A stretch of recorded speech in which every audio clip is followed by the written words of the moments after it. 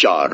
دعوت اسلامی کے اس مرحلے میں ایک نیا عنصر بھی ظاہر ہونا شروع ہو گیا تھا اور یہ منافقین کا عنصر تھا۔ اگرچہ نفاق کے ابتدائی آثار مکہ کے آخری زمانے میں بھی نمایاں ہونے لگے تھے، مگر وہاں صرف اس قسم کے منافق پائے جاتے تھے جو اسلام کے برحق ہونے کے تو معترف تھے اور ایمان کا اقرار بھی کرتے تھے، لیکن اس کے لیے تیار نہ تھے کہ اس حق کی خاطر اپنے مفاد کی قربانی اور اپنے دنیاوی تعلقات کا انقطاع اور ان مصائب و شدائد کو بھی برداشت کر لیں جو اس مسئلہ کے حق کو قبول کرنے کے ساتھ ہی نازل ہونے شروع ہو جاتے تھے۔ مدینہ پہنچ کر اس قسم کے منافقین کے علاوہ چند اور قسموں کے منافق بھی اسلامی جماعت میں پائے جانے لگے۔ ایک قسم کے منافق وہ تھے جو قطعاً اسلام کے منکر تھے اور محض فتنہ برپا کرنے کے لیے جماعت مسلمین میں داخل ہو جاتے تھے۔ دوسری قسم کے منافق وہ تھے جو اسلامی جماعت کے دائرہ اقتدار میں گھر جانے کی وجہ سے اپنا مفاد اسی میں دیکھتے تھے کہ ایک طرف مسلمانوں میں بھی اپنا شمار کرائیں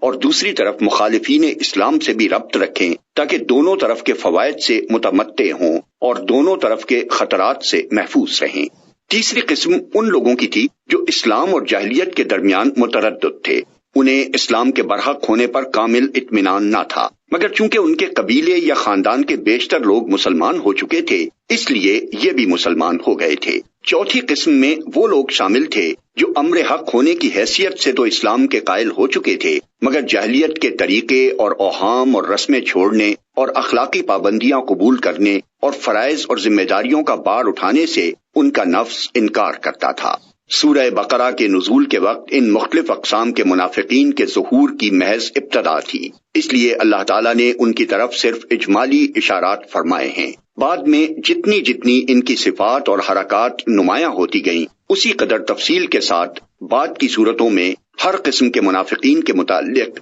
ان کی نوعیت کے لحاظ سے الگ الگ ہدایات بھیجی گئیں۔